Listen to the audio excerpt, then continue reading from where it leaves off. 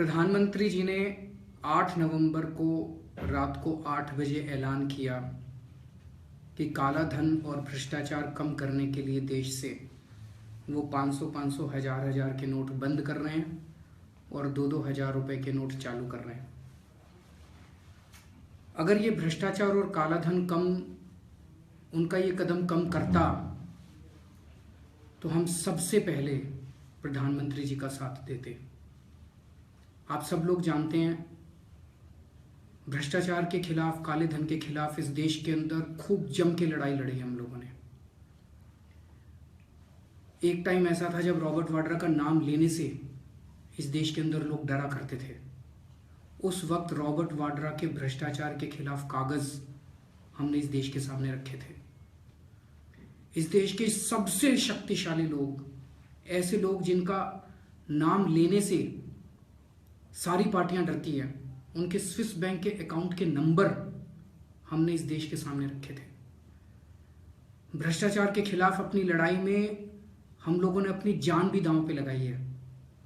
आप लोगों को याद होगा, कांग्रेस के मंत्रियों के भ्रष्टाचार के खिलाफ मैंने अनशन किया था। एक बारी 10 दिन का अनशन किया था, एक बारी 15 दिन का अनशन किया था। शुगर का मरीज हूं मैं।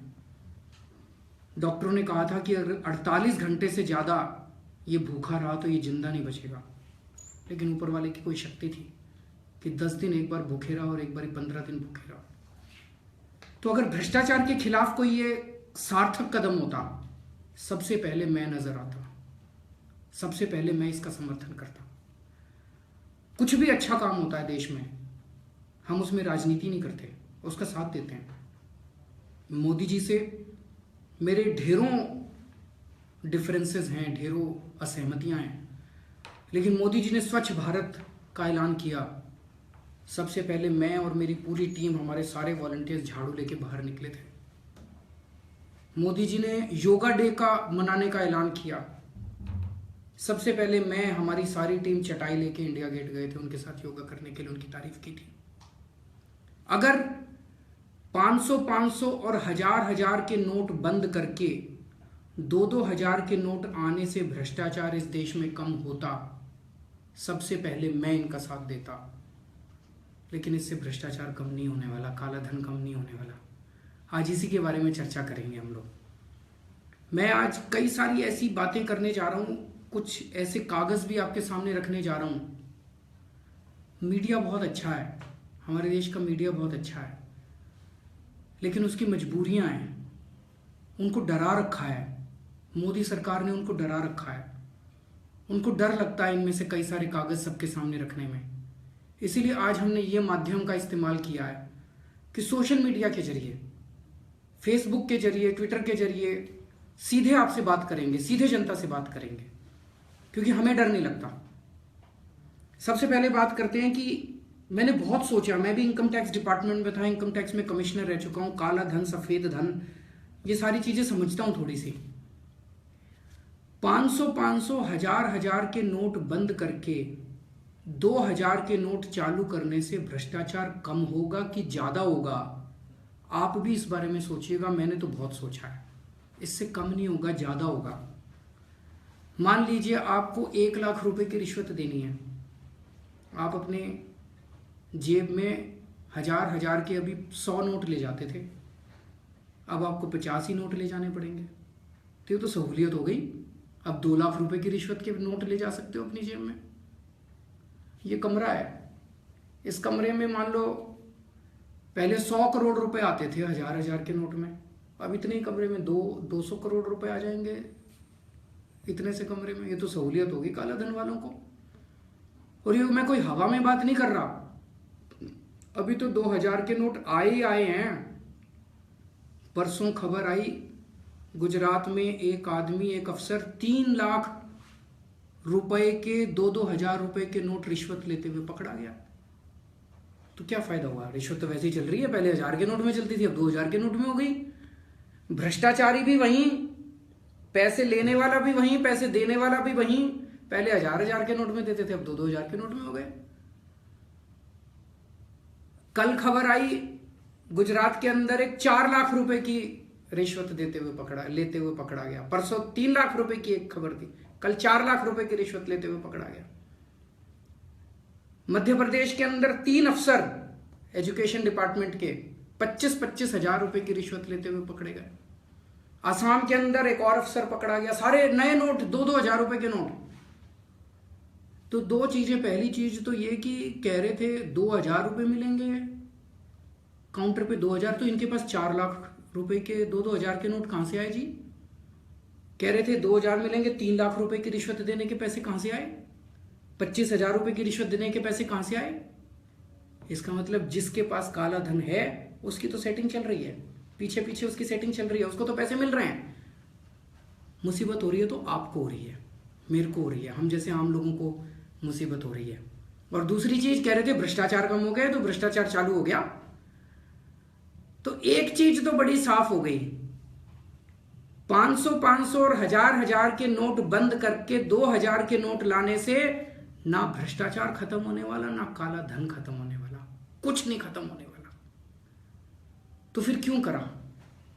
इसके ऊपर बहुत सोचा हम लोगों ने, बहुत सोचा, और धीरे धीरे ये निकल के आ रहा है कि आजाद भारत का ये सबसे बड़ा स्कैम है, सबसे बड़ा घोटाला है। ये 8 लाख करोड़ रुपए का घोटाला है, और ये मैं पूरी जिम्मेदारी के साथ बोल रहा हूं। कैसे है इसको समझें और अपने सारे दोस्तों को भी बताना, सबको बताना, इसके बारे में प्रचार करना, क्योंकि मीडिया वाले दिखा नहीं पा रहे इसको, उनकी मजबूरी है, तो सारे इसको प्रचार करना। अपने बैंक हैं, सरकारी बैंक, वो लोन देते हैं, बड़ी बड़ी कंपनियों को भी लोन देते हैं, आपको भी लोन देते हैं, घर बनाने के लोन देते हैं, गाड़ी खरीदने के लोन देते हैं, सबको लोन देते हैं। बड़ी बड़ी कंपनियों को भी, अरबपतियों को भी लोन देते हैं। 8-8.5 लाख करोड़ रुपए का लोन खराब हो चुका है।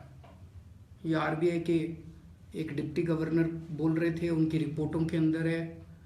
8-8.5 लाख करोड़ रुपए का लोन ये अरबपति डकार गए, खा गए। अभी कुछ महीने पहले सीएजी ने अपने एक भाषण में बोला है कि इसमें से कुछ पैसा तो इन्होंने बाहर भेज दिया और कुछ पैसा इन्होंने फ्रॉड कर दिया, ये पैसा वापस आने वाला नहीं है। अब ये पैसा, लोन माफ करना पड़ेगा सरकार को। तो मोदी सरकार ने इसमें से 1,14,000 करोड़ रुपए का लोन तो माफ कर दिया, 1,14,000 करोड़ रुपए का अरबपतियों का लोन, ये उन्होंने सुप्रीम कोर्ट में लिख के दिया है। बाकी बचा 7 लाख करोड़, अब वो भी माफ करना है। बैंकों की बुरी हालत हो गई, पैसा कहां से आएगा? तो एक षड्यंत्र रचा गया कि 500-500, 1,000-1,000 के नोट बंद कर दो। 500-500 के, 1,000-1,000 के नोट बंद करके सारे लोगों को कहो भाई अपने पुराने नोट जमा कराओ। सारे लोग पुराने नोट जमा कराने के लिए लाइनों में लग गए। इनका ये मानना है कि जो पैसे जनता जमा करा रही है उससे 10-11 लाख करोड़ रुपए का पैसा आ जाएगा। 10-11 लाख करोड़ रुपए इनके लोग जमा करा देंगे, उसमें से ये बचा हुआ 7 लाख करोड़ रुपया इन अरबपतियों का माफ कर देंगे। तो आप तो लाइनों में लग लग के अपनी खून पसीने की कमाई जमा कराओगे और ये पैसा सीधे अरबपतियों की जेब में जाएगा। आप कहोगे केजरीवाल झूठ बोल रहा है, क्या सबूत है इस बात का? सबसे बड़ा सबूत है हाथ कंगन कुमार से कि अभी 3 दिन पहले जो हुआ, अभी तो शुरू ही हुआ है, 5 दिन 6 दिन भी नहीं हुए थे लोगों को पैसे जमा कराते कराते। अभी 3 दिन पहले स्टेट बैंक ऑफ इंडिया ने 63 अरबपतियों के 6,000 करोड़ रुपए माफ कर दिए, 3 दिन पहले।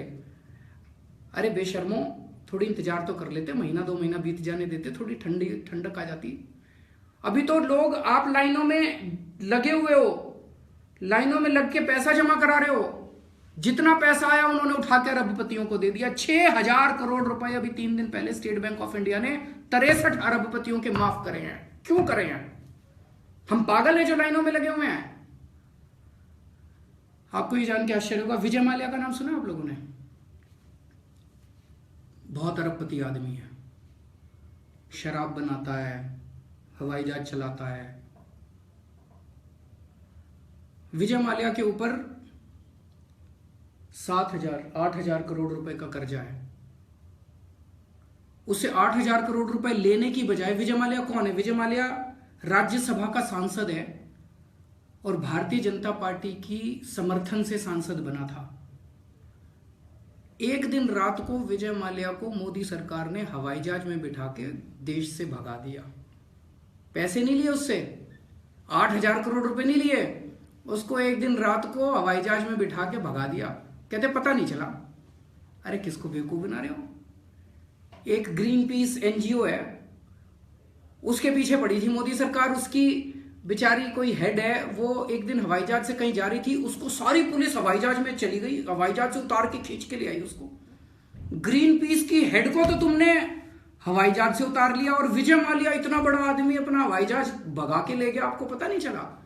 और मजे की बात यह है, जिस दिन वो हवाई जहाज से भागा उसके एक दिन पहले राज्यसभा में आया हुआ था, राज्यसभा के कॉरिडोर में घूम रहा था, पकड़ नहीं सकते थे उसको, तो उसको भगा दिया। अब कह रहे हैं हम उसको वापस लाने की कोशिश कर रहे हैं, इंग्लैंड से बात, लंदन में है वो, इंग्लैंड से बात कर रहे हैं, वापस लाने की कोशिश कर रहे हैं।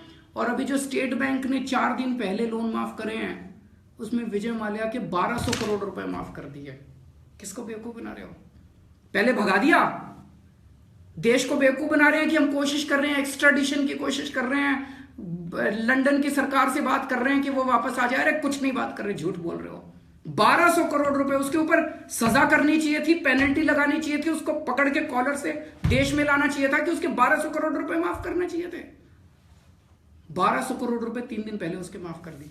तो हम बेवकूफ हैं, इस देश की जनता बेवकूफ है जो लाइनों के अंदर लगी हुई है। तो धोखा हो रहा है हम लोगों के साथ, बहुत बड़ा धोखा हो रहा है। क्यों माफ कर रहे हैं? क्या नियत है? आज इतना स्वार्थी है इंसान, एक भाई अपने भाई की मदद नहीं करता। एक भाई अगर अपने भाई को कुछ दे तो पैसे मांगता है बदले में। मोदी जी का विजय माल्या से क्या संबंध है जी? ये जितने बड़े बड़े अरबपति 8,14,000 करोड़ रुपए माफ करे, सुप्रीम कोर्ट बार बार पूछ रहा है मोदी सरकार से, भाई बताओ किस किस के माफ करे। बता, सुप्रीम कोर्ट को नहीं बता रहे, लिस्टें नहीं दे रहे सुप्रीम कोर्ट को कि किस किस के माफ करे। कह रहे नहीं, लिस्ट नहीं बताएंगे। क्यों नहीं बताएंगे? तो जिन जिन लोगों के लोन माफ कर रहे हैं ये लोग, तो फ्री में तो कर नहीं रहे। क्या रिश्ता है इन लोगों के साथ? कोई किसी का चाचा था तो लगता नहीं। क्या रिश्ता है मोदी सरकार का इन लोगों के साथ? इसके कागज आज मैं लेके आया हूं। हम लोग सोचते थे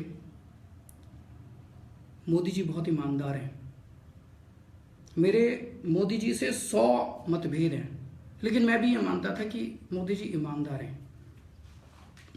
लेकिन अभी कुछ दिन पहले इनकम टैक्स डिपार्टमेंट के कुछ कागज आए हैं। उन कागजों के अंदर जो लिखा है, कुछ कंपनियों के 2 नंबर के अकाउंट में ये लिखा हुआ है कि उन्होंने मोदी जी को पैसे दिए। ठीक है कि गलत है मेरे को नहीं पता, जांच करनी पड़ेगी। जांच दबा दी गई। वो कागज आज मैं आपके सामने लाया हूं, जिसको कई टीवी चैनल वाले बेचारे डर रहे हैं दिखाने से। ये कागज हैं।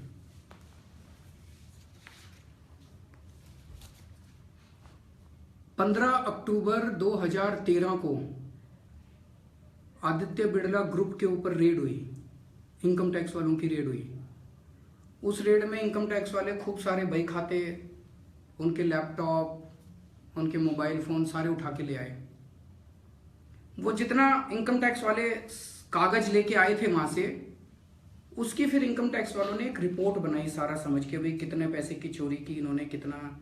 ये जो देख रहे हो ये 4 वॉल्यूम की रिपोर्ट है, इनकम टैक्स की रिपोर्ट है, हमने नहीं बनाई, इनकम टैक्स की रिपोर्ट है, ओरिजिनल की फोटोकॉपी है। इस रिपोर्ट को अप्रेजल रिपोर्ट,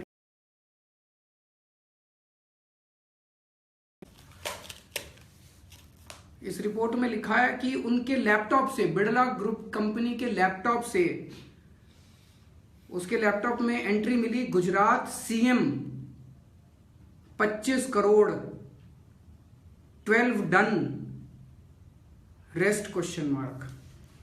ये मतलब गुजरात सीएम को 25 करोड़ देने थे, 12 दे दिए, बाकी अभी बाकी हैं। 40 करोड़ 10 लाख रुपए का कैश दिया, अहमदाबाद में दिया। किसने दिया ये भी लिखा हुआ है। अब ये सच है कि झूठ है मुझे नहीं पता। एक कमरे में 130 करोड़ का कैश मिला, ये कागज मिला, इनकम टैक्स डिपार्टमेंट का कागज है। इसकी जांच तो होनी चाहिए थी, जांच भी नहीं हुई, जांच दबा दी गई। और अब जो मैंने सुना है, हफ्ते 10 दिन के अंदर इन कागजों की को डिस्ट्रॉय कर दिया जाएगा, इनकम टैक्स में खत्म कर दिया जाएगा इन कागजों को। उसकी पूरी तैयारी चल रही है कानूनी रूप से। तो एक मन में शक होता है। सहारा के अंदर नाम आया कि मोदी जी को 2 नंबर का पैसा दिया। बिड़ला के अंदर नाम आया कि दिया कि नहीं दिया पता नहीं। तो एक मन में शक होता है, ये विजय माल्या से भी कहीं कोई पैसे का लेन देन तो नहीं हुआ था। ये इतने बड़े बड़े अरबपतियों के नाम जो आ रहे हैं, जिनका 8.5 लाख करोड़ का माफ करना है, 1,14,000 करोड़ का माफ कर दिया, इनसे भी कहीं पैसे का लेन देन का मामला तो नहीं था। भारत के इतिहास में पहली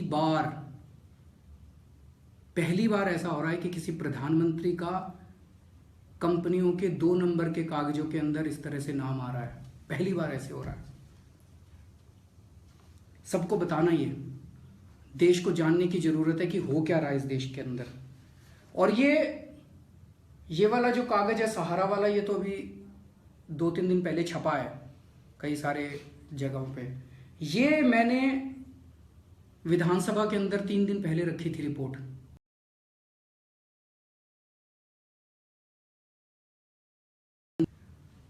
प्रधानमंत्री जी ने कहा 50 दिन दे दो मेरे को, 50 दिन में मैं काला धन निकाल दूंगा। मेरा कहना है जी 10 दिन तो हो गए, इन 10 दिन में कुछ तो आ जाता काला धन। 1,000 रुपये आ जाता, 2,000 रुपये आ जाता, 4,000 रुपये आ जाता, 2 लाख रुपये आ जाता, कुछ तो आता काला धन 10 दिन में। एक नया पैसे का काला धन 10 दिन में आया हो तो बता दो। नहीं आया ना, तो 50 दिन में कैसे आ जाएगा? एक नया पैसा काला धन इस पूरी स्कीम में बाहर नहीं आने वाला। क्यों नहीं आने वाला? ये कह रहे, मान लो किसी के पास 100 करोड़ रुपए का काला धन है, तो सरकार कह रही है 30% उस पर टैक्स लगेगा, 200% पेनल्टी लगेगी। तो मतलब 60% पेनल्टी, 30% टैक्स, 90% आपको सरकार को देना पड़ेगा।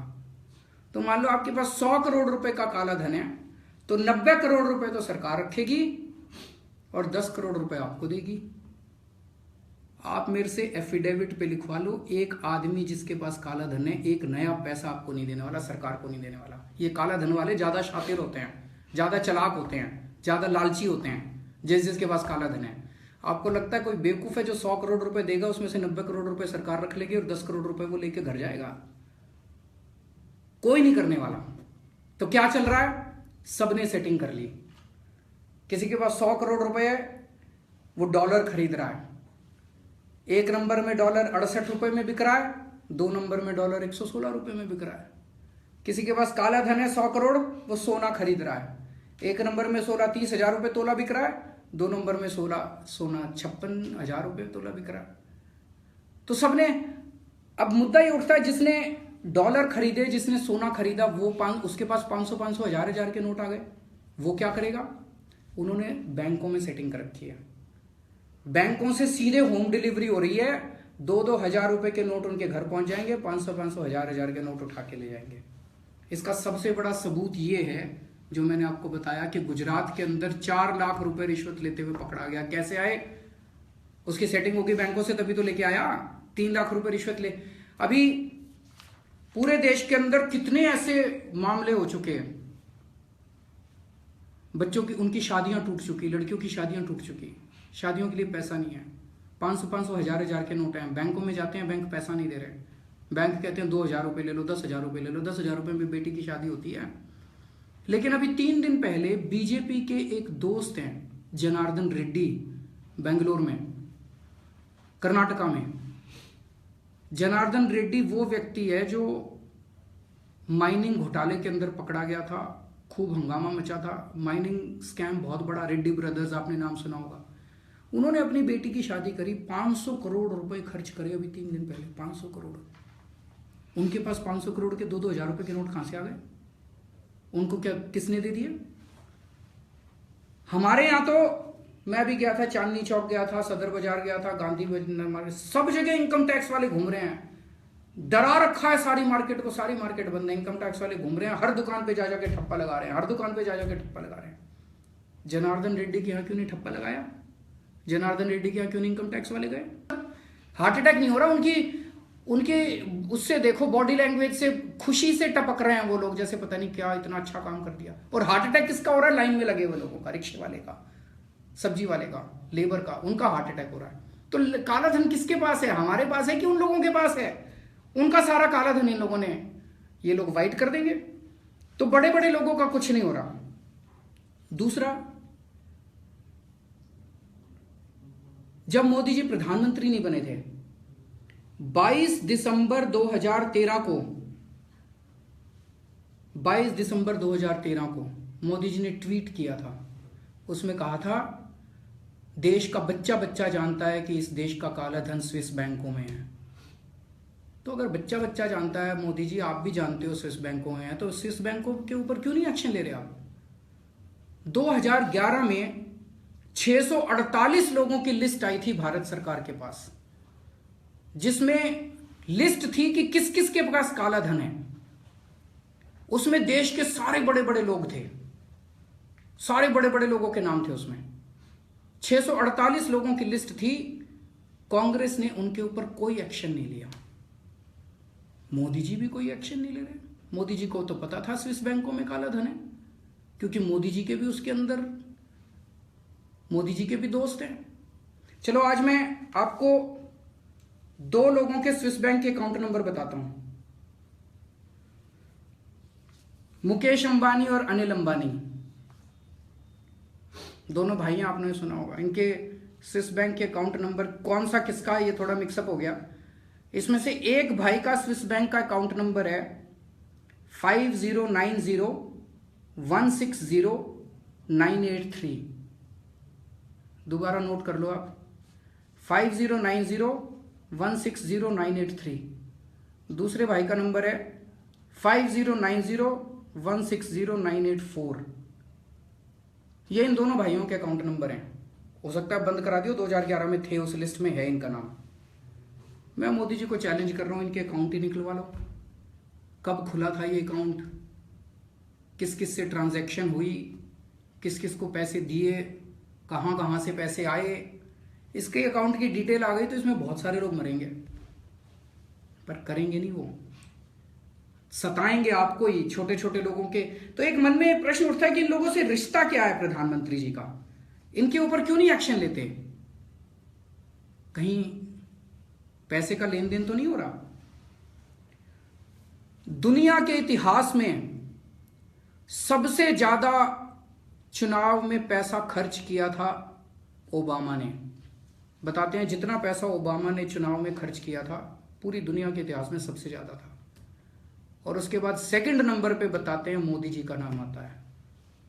कितना पैसा खर्च किया था, अलग अलग अखबारों में अलग, कोई कहता है 10,000 करोड़ रुपए मोदी जी ने खर्च किया था, कोई कहता है 20,000 करोड़ खर्च किया था, कोई कहता है 24,000 करोड़ खर्च किया था। ये एक नंबर का पैसा तो नहीं था, ये तो सारा काला धन था। तो प्रधानमंत्री जी बताएं किस किस से लिया था, कितना कितना लिया था? पहले उनका तो जमा करा दो, उनको बोलो कि बैंकों में जमा कराएं। बताएं प्रधानमंत्री जी, सबसे ज्यादा काला धन पॉलिटिकल पार्टीज के अंदर चलता है। हमारी पार्टी एक एक पैसे का हिसाब देती है, 5-5 रुपए का हिसाब देती है। और आज मैं अपील करना चाहता हूं भारत सरकार से, सबसे पहले सारी पॉलिटिकल पार्टियों का काला धन बाहर निकलवाओ। इन छोटे छोटे बेचारे लोगों को लाइन में लगाना बंद करो। सबसे पहले भारतीय जनता पार्टी बताए उसके पास कितना काला धन है, उसने लोकसभा चुनाव में कितना काला धन लिया था, कितना खर्चा किया था, किस किस से लिया था, कितना कितना लिया था। कांग्रेस वाले बताएं कितना काला धन है, समाजवादी पार्टी वाले बताएं कितना काला धन है, बहुजन समाजवादी पार्टी वाले बताएं कितना काला धन है। हम अपना सारा हिसाब दे रहे हैं। हमारे ऊपर तो इन्होंने चला रखा है। आजकल अमित शाह कह रहा था 2-3 दिन पहले, बोला केजरीवाल भ्रष्टाचारियों के साथ खड़ा हो गया, केजरीवाल हमारी स्कीम का विरोध कर रहा है। केजरीवाल में ही दम है जो तुम्हारी स्कीम का विरोध कर रहा है। बाकियों ने काला धन ले रखा, उनकी हिम्मत नहीं है, तुम उनके ऊपर रेड करा दोगे। हमारे ऊपर तुमने सीबीआई की रेड करा दी, कहते हैं 3,000 करोड़ रुपए केजरीवाल ने पंजाब चुनाव के लिए इकट्ठे कर रखे थे, वो सारे बेकार हो गए। अमित शाह जी, आपने तो मेरे ऊपर सीबीआई की रेड करा ली, इनकम टैक्स की रेड करा ली, पुलिस की रेड करा ली, ईडी करा ली। हमारी पार्टी की जितनी, जब से पार्टी बनी है, सारे केस आपने इनकम टैक्स में खोल दिए। एक नया पैसा नहीं मिला आपको। अगर एक नए पैसे का आपको काला धन मेरे पास मिल जाता, मेरे को जेल में डाल देते आप। सबसे पहले आप मेरे को जेल में डालते, नया पैसा आपको नहीं मिला। तो मेरा ये कहना है कि सबसे पहले इन सारी पार्टियों का हिसाब किताब होना चाहिए। सारी पार्टियां अपना अपना काला धन बताएं, उनकी सारी जांच होनी चाहिए। दूसरा, अब तो सारे लोग कह रहे हैं कि इन्होंने अपने लोगों,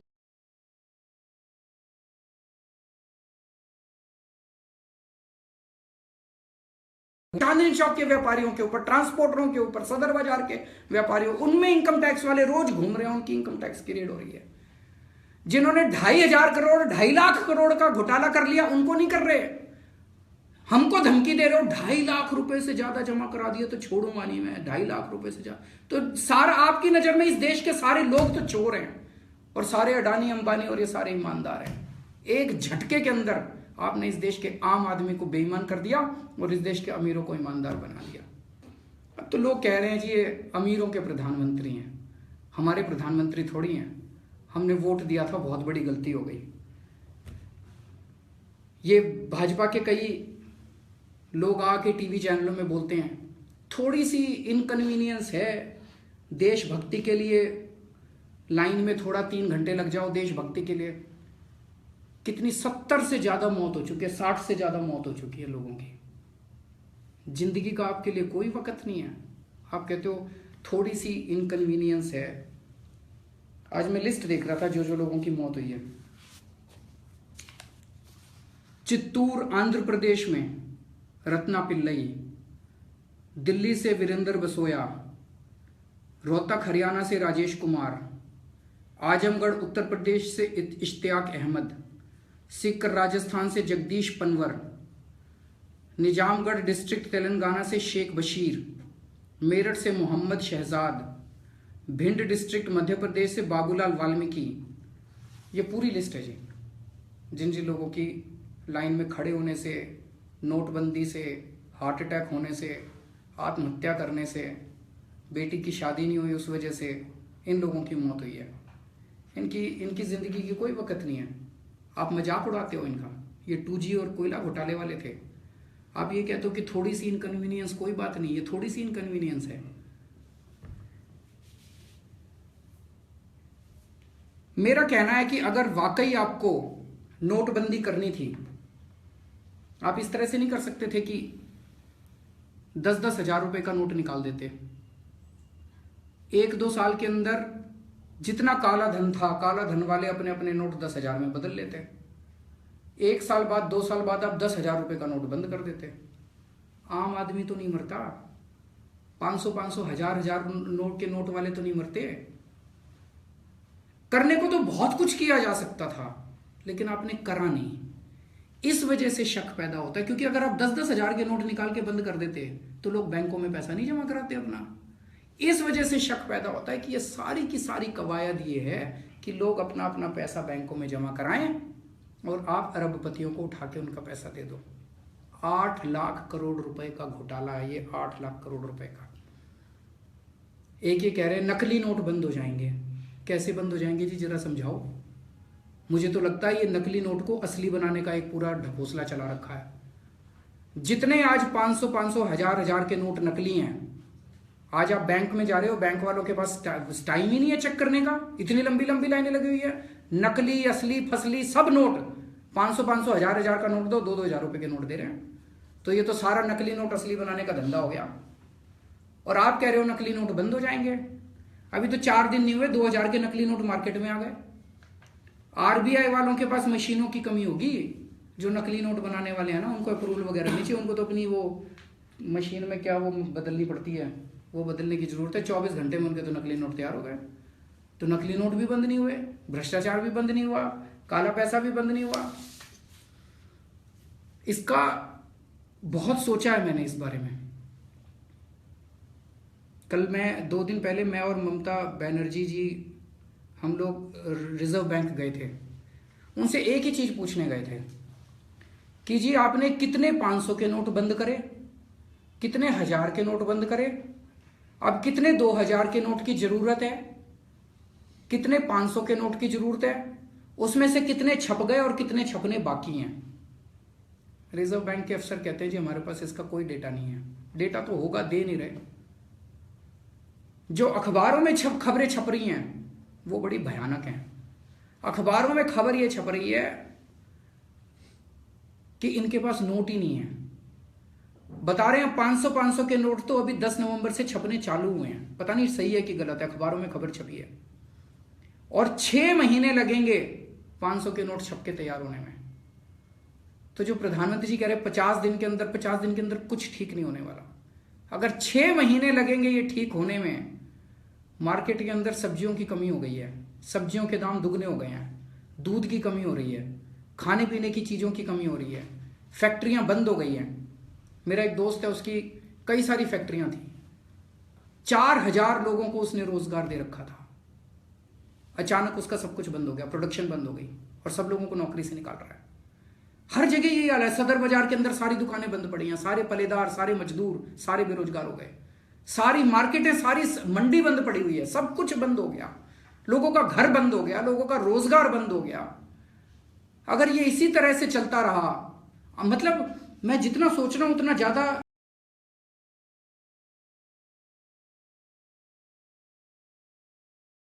था।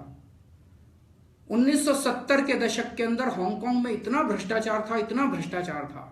उन्होंने क्या करा? उन्होंने नोटबंदी नहीं करी, उन्होंने एक इंडिपेंडेंट कमीशन अगेंस्ट करप्शन बनाया, जैसे लोकपाल बनना था, और उसको सारी पावर दे दी। उसने एक बारी में इतने अफसरों को गिरफ्तार और नेताओं को गिरफ्तार करके जेल भेजा, जिसके ऊपर भ्रष्टाचार होता उसको पकड़ के जेल में डाल देते। मैसेज चला गया ऊपर से नीचे तक कि अब भ्रष्टाचार बर्दाश्त नहीं किया जाएगा। ऐसे भ्रष्टाचार कम होता है। आज हांगकांग दुनिया के सबसे ईमानदार देशों में गिना जाता है। सिंगापुर ने कैसे किया? इसी तरह से किया, सख्ती करके किया, बेईमान लोगों को जेल भेज के करा।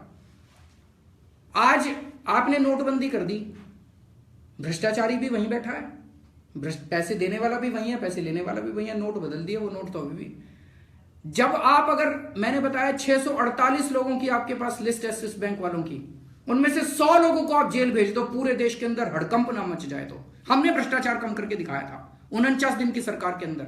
49 दिन की सरकार में 49 दिन के अंदर हमने 30-35 अफसरों को जेल भेज दिया जिनके ऊपर भ्रष्टाचार के आरोप थे, ऊपर से नीचे तक। आज भी लोग याद करते हैं कि 49 दिन के अंदर दिल्ली में भ्रष्टाचार खत्म हो गया था। जब हमारी दोबारा सरकार आई, आपने हमारी एंटी करप्शन ब्रांच ही छीन ली। आज आप एंटी करप्शन ब्रांच हमको वापस दे दो, 1 महीने के अंदर दिल्ली में भ्रष्टाचार कम ना करके दिखा दे तो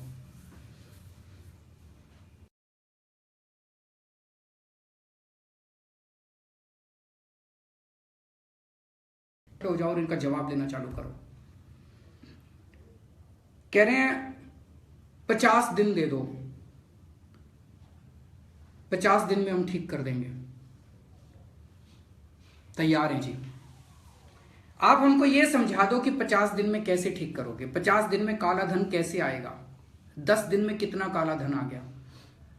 कुछ लोग, जब मैं उनसे बात करता हूं ना, वो कहते हैं नहीं बड़े बड़ों का पैसा तो निकलेगा। मैं जानना चाहता हूं कैसे निकलेगा, समझा तो दो। वो कहते हैं नहीं मोदी जी मांग रहे हैं 50 दिन, दे दो 50 दिन। एक बूढ़ी अम्मा मिली, बोली जी हर मंगलवार को हनुमान जी का 1.25 रुपए का प्रसाद चढ़ा दिया करो, सारे दुख दूर हो जाएंगे। अब ये भक्त हैं, कहते हैं जी मोदी जी की रोज आरती उतार लिया करो, सारे दुख दूर हो जाएंगे। अंधभक्ति नहीं होती मेरे से, अंधविश्वास नहीं होता। आज आप मेरे को समझा दो, यहां से समझा दो, किसी भी जगह समझा दो कि काला धन इस नोटबंदी से कैसे खत्म होएगा। मैं खड़ा होकर चिल्लाऊंगा मोदी मोदी मोदी, मैं खड़ा होकर चिल्लाऊंगा, सारे ये चिल्लाएंगे मोदी मोदी मोदी। लेकिन मैंने इसके बारे में बहुत सोच लिया, सारी जनता से बात कर ली, कोई नहीं समझा पा रहा कि इस नोटबंदी से काला धन कैसे कम होएगा। अंधविश्वास हमसे नहीं होता जी। आप भी प्रश्न करना चालू करो और आपको भी लगेगा कि ये नोटबंदी असल में देशभक्ति नहीं है, ये सबसे बड़ा देश का घोटाला है। जय हिंद। चलिए, तो ये अरविंद केजरीवाल